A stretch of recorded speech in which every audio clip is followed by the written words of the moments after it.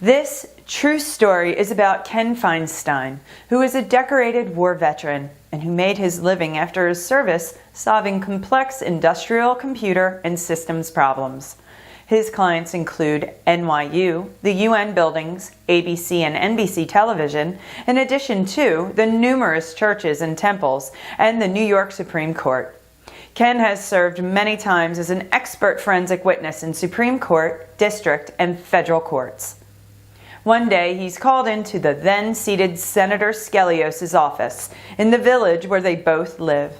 Almost immediately after, with no obvious warning, things began to happen, including violence upon himself and his private home.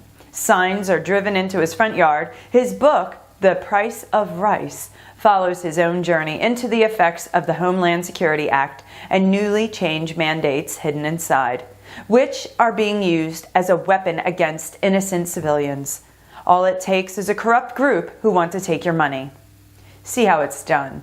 Inside the book manuscript, you will hear and see 2 United States-seated senators attacking a Jew and his household. You will also hear a federal court judge covering up their crimes.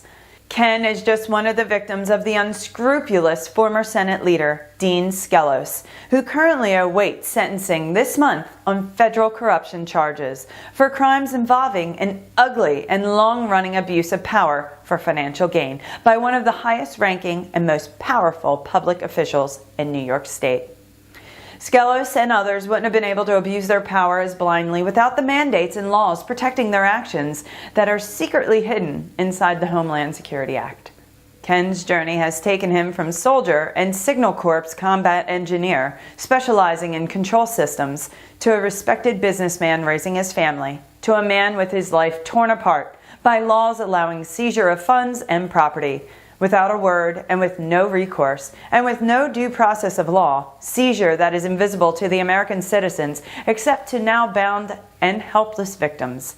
True freedom in America doesn't allow corrupt groups of men inside our executive levels to prey on the assets of private citizens.